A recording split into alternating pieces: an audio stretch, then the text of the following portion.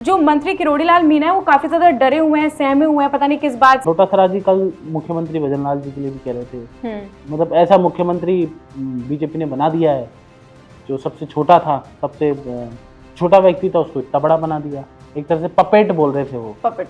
तो वो सचिन पायलट ने सड़कों पर लड़ाई लड़ी, डंडे खाए, विपक्ष की भूमिका निभाई कि मीटर चोरों का आतंक है, मतलब मीटर तक नहीं छोड़ रहे तो इंसान को कहाँ छोड़ेंगे, आप सोचिए। बिल्कुल बिल्कुल। अभी इस वक्त हनुमान बेनीवाल ने एक बार फिर मुख्यमंत्री भजनलाल शर्मा को अशुभ बोल दिया है। उन्होंने एक बात बोली थी कि हमारे इंटरव्यू में कि मुख्यमंत्री जी की जबान बहुत फिसल जाती है, अब तक 15-20 बार जबान फिसल चुकी है, कुछ भी बोल सकते हैं, हेलीकॉप्टर को हेलीपोड बोल देते हैं। बढ़ेगी क्योंकि आरएलपी ने तो आप पार्टी को समर्थन दे दिया है, कांग्रेस पार्टी को तो कोई समर्थन नहीं मिला है। तो ईगो का प्रॉब्लम होता है, प्रॉब्लम ये होता है कि कौन नेता बनेगा, ये प्रॉब्लम है। नरेश मीणा थप्पड़ कांड एक पॉलिटिकल चीज बन के रह गई है। मुझे समझ नहीं आ रहा, अमित चौधरी को तो सस्पेंड कर देना चाहिए था अब तक, उसको आराम से क्योंकि उनके पहले भी थप्पड़ कांड के वीडियो उनके भी वायरल हुए थे काफी। नरेश मीणा के लोग कह रहे हैं कि कांग्रेस और बीजेपी दोनों के लोग नहीं चाहते कि नरेश मीणा भाग। नमस्कार, राम राम सा। आज माँ के सागे प्रिया है और हताई विद भाई जी में था को स्वागत है। और आज वेदर थोड़ा ठीक और लग रही हो मैंने, आज सर्दी कम लग रही है। प्रिया कैसे हैं आप? मैं एकदम ठीक हूँ सर, आप बताएं कैसे हैं? मुझे मेरी दुकान में तो ज़्यादा सामान है नहीं आज, मतलब आज थोड़े बहुत सवाल मैं आपसे पहले सवाल पूछ लेता हूं। डोटासरा जी को आप सुबह से आज वॉच कर रही हैं, क्या फटकारे दे रहे हो? देखिए, डोटासरा जी बेबाक होकर अपनी बातचीत रखते हैं सामने और हमेशा तंज कसते हुए भी नजर आते हैं। और आज उन्होंने मंत्री किरोड़ीलाल मीणा को लेकर कई तंज कस दिए हैं। एक प्रेस वार्ता में वो गए थे, उन्होंने वहां पर बोला मीडिया से मुखातिब होते हुए कि जो मंत्री किरोड़ीलाल मीणा एक तो खुद ही क्लियर नहीं है इस्तीफे को लेकर कि इस्तीफा मंजूर नहीं हो रहा है। बिल्कुल, वो तो क्लियर है, लेकिन वो बोल रहे हैं कि इस्तीफा मंजूर क्यों नहीं हो पा रहा है, जब सरकार के इतने प्रिय नेता हैं तो फिर भी सरकार क्यों उनके इस्तीफे को मंजूर नहीं कर रही है। वही उन्होंने एक बार ये चीज भी बोली है कि काफी हिम्मत वाले नेता है, लेकिन उनकी हिम्मत अब कहाँ चली गई। एसआई भर्ती परीक्षा को लेकर तो वो लगातार बोलते रहे हैं, लेकिन अब एसआई भर्ती परीक्षा रद्द भी नहीं कर रही है सरकार, उसको लेकर भी उन्होंने तंज कसा है किरोड़ीलाल मीणा को लेकर कि अब क्यों नहीं आगे आकर बोल रहे हैं, अब क्यों उन्होंने चुप्पी साध लिया एसआई भर्ती परीक्षा को लेकर। लेकिन देखा जाए तो देखिए, किरोड़ीलाल मीणा ने कोई चुप्पी नहीं साधी, उन्होंने बोला है कि सरकार फैसला लेगी आने वाले वक्त में। लेकिन गोविंद सिंह डोटासरा ने साफ तौर पर कह दिया। और इसी के साथ इतना ही नहीं, ये भी कहा है कि जो मंत्री किरोड़ीलाल मीणा है वो काफी ज्यादा डरे हुए हैं, सहमे हुए हैं, पता नहीं किस बात से, अंदर खाने में क्या चर्चाएं चल रही हैं, बीजेपी में ऐसा क्या चल रहा है कि जो मंत्री किरोड़ीलाल मीणा जो लोगों के लिए धरातल पर रहकर काम करते थे, सबका साथ, सबके विकास की बात करते थे, वो इतना ज्यादा चुप क्यों है, इतनी ज्यादा चुप्पी क्यों साध रखी है? क्या बीजेपी सरकार में कुछ ऐसे बदलाव चल रहे हैं, कुछ बड़ी घटनाएं ऐसी हो रही हैं अंदर खाने में जिसकी वजह से किरोड़ीलाल मीणा चुप है? तो काफी ज्यादा सियासी भूचाल आने की भी उम्मीद लग रही है आने वाले वक्त में। खैर, मंत्री किरोड़ीलाल मीणा अभी उतने सक्रिय भी नजर नहीं आ रहे हैं, कुछ आने वाले वक्त में हम उम्मीद करते हैं कि एक बार फिर से इस्तीफे को लेकर भी उनकी चीजें क्लियर हो जाएं। तो लगातार फटकारे मार ही रहे हैं। और अलवर में 2 दिन पहले उनका बयान सामने आया था कि एसआई भर्ती पे मेरा स्टैंड क्लियर है, मैं जो पहले कह रहा था वो भी अभी कह रहा हूँ कि एसआई भर्ती निरस्त करनी चाहिए। समझ नहीं आ रहा, ये तो आप भजनलाल जी से पूछिए कि क्यों नहीं निरस्त कर रहे। और दूसरी बात, डोटासरा जी कल मुख्यमंत्री भजनलाल जी के लिए भी कह रहे थे कि मतलब ऐसा मुख्यमंत्री बीजेपी ने बना दिया है जो सबसे छोटा था, सबसे छोटा व्यक्ति था, उसको इतना बड़ा बना दिया। एक तरह से पपेट बोल रहे थे वो, पपेट पॉलिटिक्स पे वो उन्होंने एक निशाना साधा था भारतीय जनता पार्टी पर कि puppet politics Bharatiya Janata party का कल्चर बन चुका है कि किसी को भी लाके मुख्यमंत्री बना दो, पर्ची आ जाए दिल्ली से। हालांकि वो पॉलिटिकल आरोप लगा रहे थे, हम उनकी बात से हम सहमत असहमत की हमारी बात ही नहीं, हम तो उनकी जो बात है वो बता रहे हैं कि वो ऐसा कह रहे थे। तो कुल मिला के डोटासरा जी एक बार फिर से एक्टिव हो गए। लेकिन कांग्रेस, प्रिया, सबसे बड़ी बात है कांग्रेस धरातल पे कहीं नहीं नजर आ रही, बयानों में, ट्विटर पर, सोशल मीडिया पर। कांग्रेस को विपक्ष की भूमिका निभाने के लिए जनता के बीच में जाके जनता की समस्याएं सुननी चाहिए, जनता की आवाज़ उठानी चाहिए। जिस तरह से हम भारत अवतार जनता के बीच में जाता है, जनता की आवाज़ बुलंद करता है, जनता का झंडा बुलंद करता है और जनता की आवाज़ बनकर और सरकार को जगाने का काम हमारा कर्तव्य। वो सत्यम शिवम सुंदरम, पत्रकारिता की पहली लाइन होती है, सत्यम शिवम सुंदरम। तो सत्य आधारित पत्रकारिता हम करते हैं। सरकार सही होती है तो सही बोलते हैं और सरकार गलत होती है तो गलत बोलते हैं। तो इसी सिस्टम में हम चलते हैं। तो मुझे लगता है कि कांग्रेस पार्टी को अभी जरूरत है कि सड़क पर आकर सचिन पायलट के तर्ज पर, जिस तरह से मुझे ध्यान है कि जब सरकार नहीं थी 2018 से पहले और वसुंधरा राजे मुख्यमंत्री थी यहाँ पर, तो सचिन पायलट विपक्ष के नेता थे, मतलब अध्यक्ष थे कांग्रेस पार्टी के। उन्होंने इतनी कम सीटों से 19 से लेकर और 100 सीटों तक भी कांग्रेस पार्टी को पहुंचाया, 99 सीटें आई। तो वो सचिन पायलट ने सड़कों पर लड़ाई लड़ी, डंडे खाए, विपक्ष की भूमिका निभाई, जनता के पक्ष में बोले और जनता के साथ खड़े रहे। पर अभी तो सवाल बड़ा वर्तमान ये कांग्रेस जी को ऐसी लीडरशिप की आवश्यकता है। यहाँ ऐसे डोटासरा जी भी अच्छे नेता है, कोई बात नो डाउट कि उनको भी अभी डोटासरा जी को भी सड़क पे उतरना चाहिए, चाहे टीकाराम बिल्कुल जूली है, चाहे डोटासरा जी है, सचिन पायलट है, गहलोत जी एक बहुत बड़े नेता हैं कांग्रेस पार्टी के, तो सड़क पे उतरना चाहिए कांग्रेस पार्टी के लिए। इस सही वक्त है। और हमेशा मैं कहता हूँ कि बीजेपी विपक्ष में अच्छी भूमिका निभाती है और कांग्रेस पार्टी सत्ता पक्ष में है, क्योंकि जी बीजेपी राजस्थान में जो ट्रेंड है, हम्म देश का ट्रेंड की तो अलग बात है, राजस्थान में जो मैंने देखा है कि विपक्ष में बीजेपी जबरदस्त जो आंदोलन होते हैं, सड़क पे डंडे भी खाते हैं बीजेपी के नेता और बड़ी विपक्ष की भूमिका में निभाते हैं। लेकिन अभी वो जो बीजेपी की लीडरशिप जिस तरह से विपक्ष की भूमिका निभा रही थी, वो अभी कांग्रेस में कम नजर आ रही है। आए दिन छोटी छोटी बच्चियों के साथ बलात्कार हो रहे हैं बिल्कुल और ईव टीजिंग हो रही है महिलाओं के साथ में, और इस तरह से अपराध का ग्राफ लगातार बढ़ रहा है। आए दिन राजधानी जयपुर में जहां हम रहते हैं और शायद देश की राजस्थान की राजधानी है और मुख्यमंत्री भी यहाँ पे रहते हैं, उनकी विधानसभा भी यहाँ पे है और वहाँ पर इस तरह की घटनाएं हो रही हैं। आए दिन मारपीट और हत्या, लूट, बलात्कार, इस तरह की घटनाएं हो रही है। तो वाकई में कई सवाल कानून व्यवस्था पे खड़े हो रहे हैं। मुख्यमंत्री भजनलाल शर्मा मुख्यमंत्री के साथ साथ गृह मंत्री भी है, उनकी जिम्मेदारी भी है। इतना ही नहीं, मुख्यमंत्री के क्षेत्र में विधानसभा जहाँ उनका सांगानेर है, वहां पर आप देखिए मीटर चोरी की हमने खबर चलाई थी कि मीटर चोरों का आतंक है। मतलब मीटर तक नहीं छोड़ रहे, तो इंसान को कहाँ छोड़ेंगे, आप सोचिए। बिल्कुल बिल्कुल। और अभी अगर हम कल की बात करें तो सर एक और न्यूज काफी ज्यादा वायरल भी हो रही थी, जहां पर एक डेड बॉडी का इलाज चल रहा था। इतनी ज्यादा मतलब कानून व्यवस्था थोड़ी सी स्ट्रिक्ट ज्यादा होनी चाहिए, जिस तरह के इतने डेड आरोप बॉडी ना तो आए। कानून व्यवस्था का नहीं है, लेकिन डेड बॉडी लेकिन चिकित्सा व्यवस्था का सवाल है। तो अगर डेड बॉडी का इलाज करते हैं तो वाकई सवाल कहीं खड़े होते हैं, लोग खड़े कर रहे थे। हम तो ये नहीं कहेंगे वो डेड बॉडी थी नहीं थी, लेकिन खबरों के अनुसार जो बिल्कुल उनके परिजन पुष्टि आरोप नहीं की लगा जा रहे थे, सकती। बिल्कुल वो परिजन कह रहे थे कि भाई डेड बॉडी है और डेड बॉडी का इलाज कर रहे थे, इस तरह से कर रहे थे, तो हंगामा भी हुआ बड़ा। बिल्कुल और तो चिकित्सा व्यवस्था, शिक्षा व्यवस्था पे भी कई सवाल उठते हैं कि वो जो कि शिक्षक और शिक्षिका का जो वीडियो वायरल हुआ, वाकई आपत्तिजनक स्थिति में वीडियो वायरल होता है। शिक्षा के मंदिर में इस तरह का वीडियो वायरल होना कई सवाल खड़े करता है और सरकार को चाहिए कि अपने सीसीटीवी वीडियो फुटेज है ना, हर स्कूल में लगे हों। छोटी छोटी बच्चियां भी वहाँ पढ़ती है, तो ऐसे अगर शिक्षक कहेंगे, अगर रक्षक ही भक्षक बन जाएगा तो कहाँ जाएगा, समाज कहाँ होगा। और जो समाज सुधारक की भूमिका में शिक्षकों को माना जाता है, अगर वही समाज को बिगाड़ेंगे और वही समाज को ये दिखाएंगे कि हम किस तरह से सार्वजनिक स्थानों पर रंगोलियां मनाते हुए शिक्षक पकड़े जाएंगे, तो वाकई में कई सवाल ये शिक्षा व्यवस्था पे भी खड़े हो रहे हैं कि हमें इस शिक्षा व्यवस्था में बदलाव की आवश्यकता है। जो शिक्षक काम कर रहे हैं उनकी मानसिकता कैसी है, वो भी मुझे लगता है सरकार को एक सर्वे कराना चाहिए। बिल्कुल बिल्कुल। अभी इस वक्त हनुमान बेनीवाल ने एक बार फिर मुख्यमंत्री भजनलाल शर्मा को अशुभ बोल दिया है, तो उसको लेकर आपका क्या कुछ कहना है? क्योंकि अभी प्रयागराज गए थे मुख्यमंत्री भजनलाल शर्मा, डुबकी उन्होंने लगाई थी, उस वीडियो को बोलते हुए उन्होंने हनुमान बेनीवाल ने कहा है, इस तरह के बयान दिए हैं, उन्होंने तो कहा, क्या हनुमान लगता है? बेनीवाल ने कहा है कि भाई आग लग गई, वो गए थे जहां जहां पड़े भजन के पैर, संतन के पैर, वहां बंटाधार ऐसे करके लिखा है। और उन्होंने कहा है कि भाई भजनलाल जी वहाँ गए थे और उससे पहले वो वहाँ पर भी बोल चुके हैं कि क्या नाम है, जयपुर में भी जब टैंकर वाला ब्लास्ट आप गई थी जी कवरेज बिल्कुल, करने अजमेर रोड पर, तो उसमें भी बोला था, उस दिन बोला था कि अशुभ हैं भजनलाल एसएमएस जी, अस्पताल के अंदर, है ना। बिल्कुल। तो कल उन्होंने वापस लिखा है कि भजनलाल जी गए अशुभ हैं, और ये पॉलिटिकल आरोप था। लेकिन मैं इस बात में ये है कि मेरा ये स्टैंड है कि मेरे को ये लगता है कि कुंभ में जाना एक अच्छी तस्वीर थी भजनलाल जी की, बिल्कुल मुख्यमंत्री जी की। और सनातन का बड़ा महाकुंभ है और इतने सालों बाद, मतलब हमारी पीढ़ी तो मुश्किल ही देख पाएगी, शायद बिल्कुल 140-50 साल बाद, 144 साल बाद 44 साल बाद ये महाकुंभ है ये। महाकुंभ हो रहा है और हमारी पीढ़ी तो नहीं देख पाएगी। अगर भजनलाल जी स्वयं मुख्यमंत्री होकर वहाँ पे गए थे और डुबकी लगाई थी आस्था के इस महापर्व के अंदर और गंगा के अंदर, तो एक दिलचस्प अच्छी तस्वीर थी। और हमारी युवा पीढ़ी को क्या है कि हमारे जो नौजवान होते हैं, यूथ होता है, वो नेताओं को फॉलो करता है। तो भजनलाल जी जाहिर सी बात है नेता तो बन चुके हैं अब, क्योंकि मुख्यमंत्री हैं और फेस हैं राजस्थान का, तो उनको फॉलो करने वाले लोग, उनको जाने वाले लोग, उनके समाज वाले लोग, हिंदू समाज के लोग उनको पसंद करते होंगे। तो वो जो लोग हैं वो उनको एक मैसेज है कि भाई आप भी डुबकी लगाई है आस्था के महाकुंभ में। बिल्कुल। लेकिन ऐसे कुंभ को जोड़कर देखना, ऐसे बोलना मुझे तो ठीक नहीं लगा।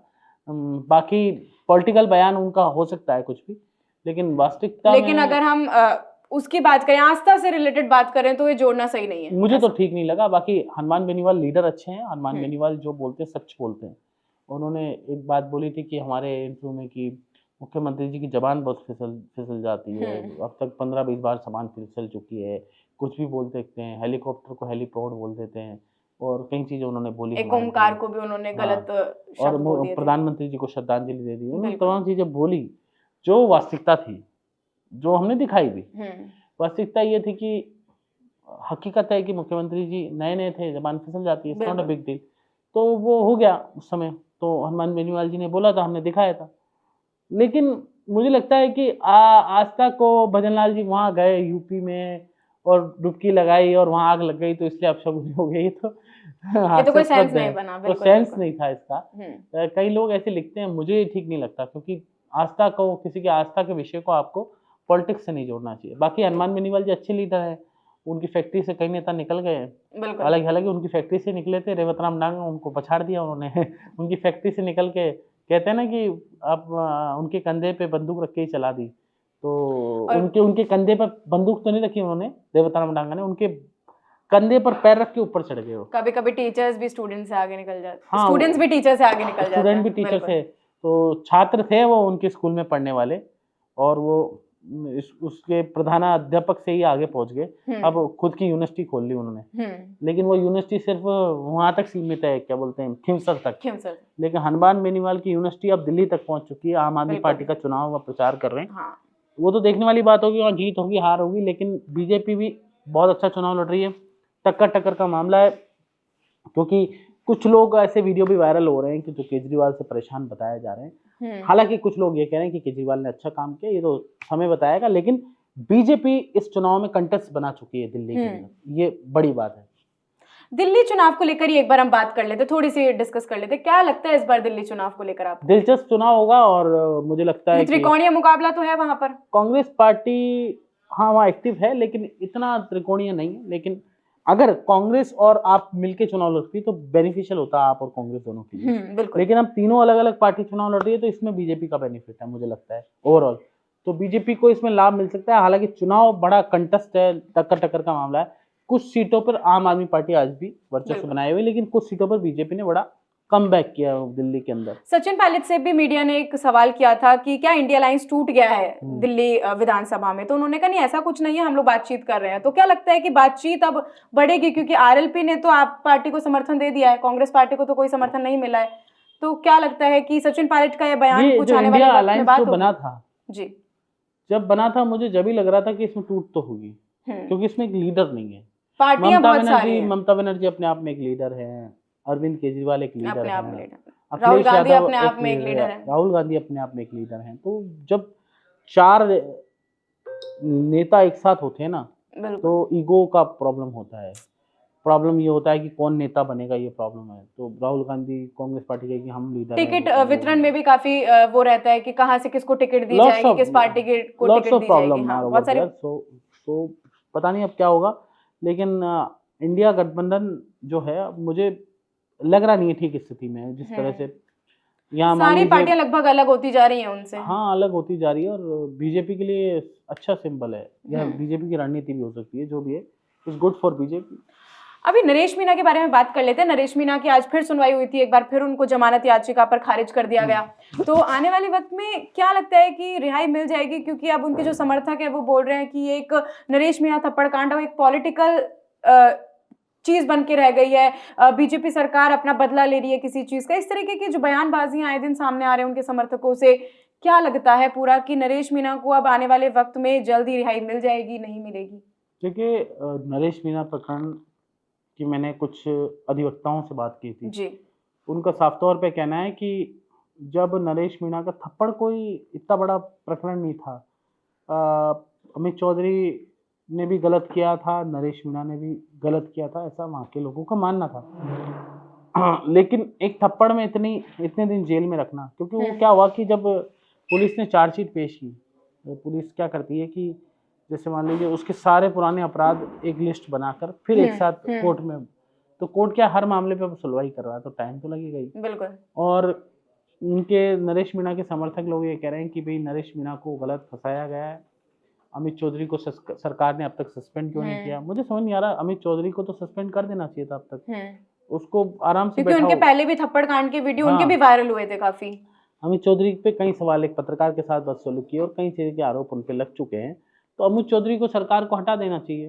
नरेश मीणा को तो कोर्ट रिहाई करेगा, लेकिन सरकार को अपनी तरफ से ये तो करना चाहिए कि जो नरेश मीणा के समर्थक या मीणा समाज के लोग, अन्य समाज के लोग, उनको चाहने वाले युवा जो चाहते हैं कि कम से कम अमित चौधरी जैसे एसडीएम जिस पर आरोप है, हम नहीं कह रहे, लोग कह रहे हैं कि जिस पर आरोप है कि जबरन उसने वोट डलवाए, तो ऐसे व्यक्ति को आप क्यों रख रखे हैं? अभी हटा दो, ठीक है, हो गया। अब हटा के उसको साइडलाइन लगाओ और थोड़े दिन बैठाओ।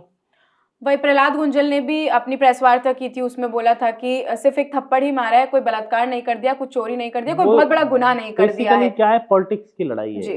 नरेश मीणा के लोग कह रहे हैं कि कांग्रेस और बीजेपी दोनों के लोग नहीं चाहते कि नरेश मीणा बाहर जाए, कांग्रेस के कुछ नेता चाहते हैं। हाँ, वो सांसद पे आरोप लगा रहे थे, हरीश मीणा पर आरोप लगा रहे थे कि वो भी नहीं चाहते, और बीजेपी के लोग तो चाहते ही नहीं है कि वो बाहर आए। कुल मिला के जितना नरेश मीणा अंदर रहेगा उतना बड़ा नेता बनेगा, मैं आज आपको कह रहा हूँ दावे के साथ। हमारे इस जो हम चर्चा करते हैं हताई विद भाई जी में, जितना अंदर रहेगा, मेरे को लगता है सरकार को, सिस्टम को, तंत्र को उनको बाहर निकाल लेना चाहिए, नहीं तो आने वाले दिनों में दोनों पार्टियों के लिए बड़ी चुनौती नरेश मीणा होगा और बड़ा लीडर उभर के आएगा। It is not good for BJP और नॉट गुड फॉर कांग्रेस, क्योंकि वो बड़ा लीडर डेवलप होकर आएगा। बिल्कुल। हालांकि करुणलाल मीणा एक बड़े कद्दावर नेता है, उनका विकल्प तो है ही नहीं, लेकिन फिर भी नरेश मीणा एक लीडर है, और एमएम जो फैक्टर है वो बीजेपी के अगेंस्ट जा रहा है धीरे धीरे, तो एमएम फैक्टर को कंक्लूड करने के लिए, एक साथ लाने के लिए बीजेपी को अभी नरेश मीणा को छुड़ा देना चाहिए, करुणलाल मीणा को तवज्जो देनी चाहिए, करुणलाल मीणा को आगे बढ़ाना चाहिए, उनके मंत्रालय में जो समस्या है उनको लेना चाहिए, उनको मनाना चाहिए। आपके ही तो हैं, गई थोड़ी इतने साल से लड़ाई लड़ रहे हैं, आपातकाल से लेकर अब तक करुणलाल मीणा ने कितनी लड़ाइयाँ लड़ी है भारतीय जनता पार्टी के लिए, और लगातार विचार के लिए लड़ाई लड़ते रहते हैं।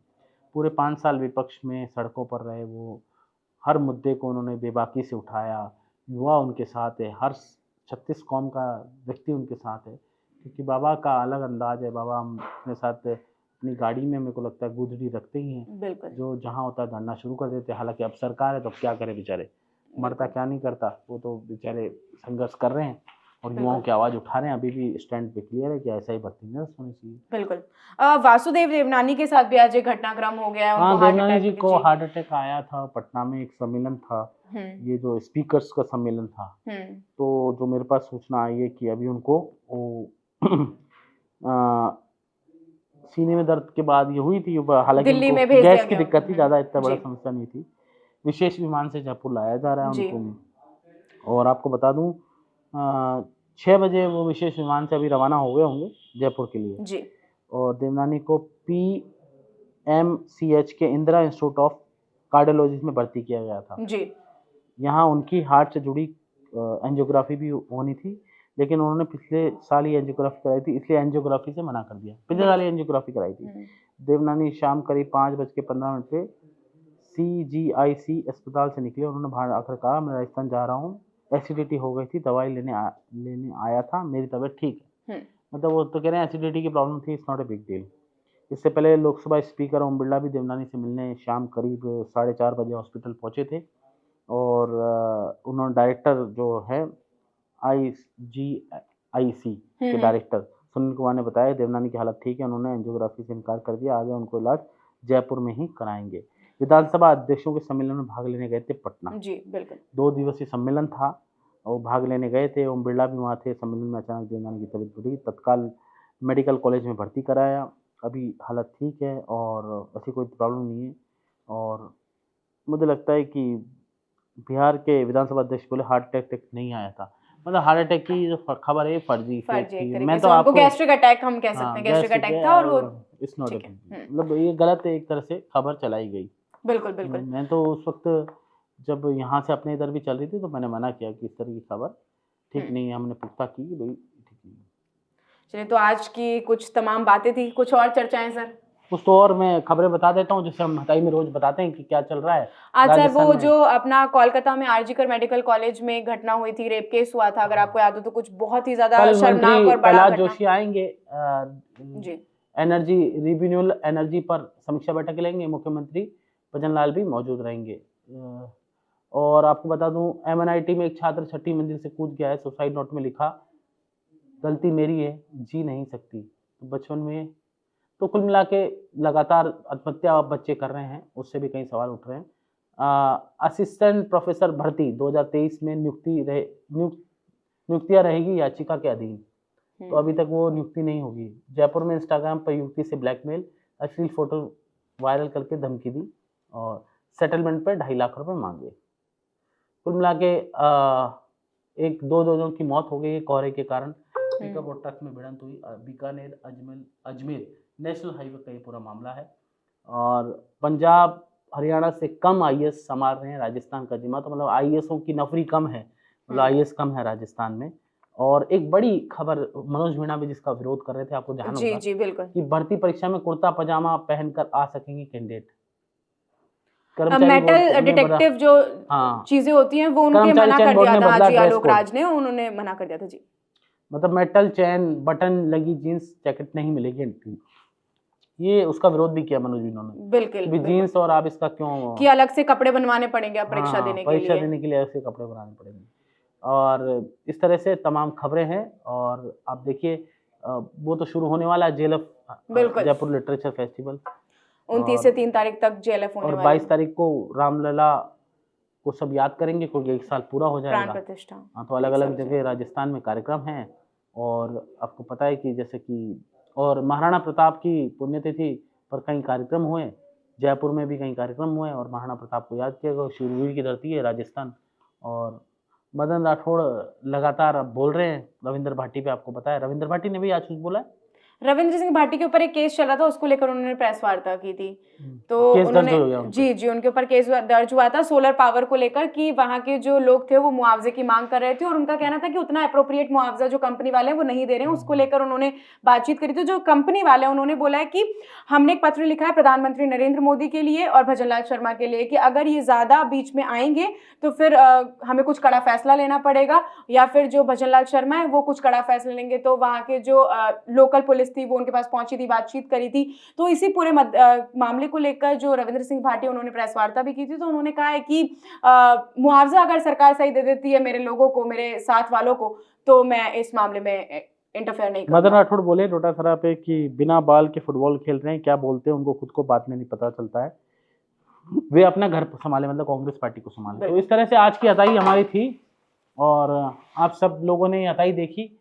आप सभी का बहुत बहुत धन्यवाद। इसी तरह से जुड़ी रहिए, प्यार बनाए रखिए और ज़्यादा से ज़्यादा लाइक और कमेंट कीजिए। और ये हमारी हताई शेयर कीजिएगा और आपके कोई मुद्दे हो तो कमेंट जरूर कीजिएगा, जिससे हम नेक्स्ट बार आपके मुद्दों पे बात करें। और बात रही, एक बात और रह गई, मैं आपको बताना भूल गया प्रिया, मैं अपने दर्शकों को भी, कि राजकुमार राउत भी एक तस्वीर साझा किए, दिया कुमारी से मिल रहे थे। तो लगातार पिछले दिनों राजवर्धन राठौड़ से, दिया कुमारी से तो सक्रिय हैं राजकुमार राउत और उनकी पार्टी, उनके विधायक लगातार आदिवासियों की आवाज़ उठाने के लिए राजधानी में जयपुर में घूम रहे हैं। और मंत्रियों से अगर उनके कोई काम है तो वो काम करवा रहे हैं।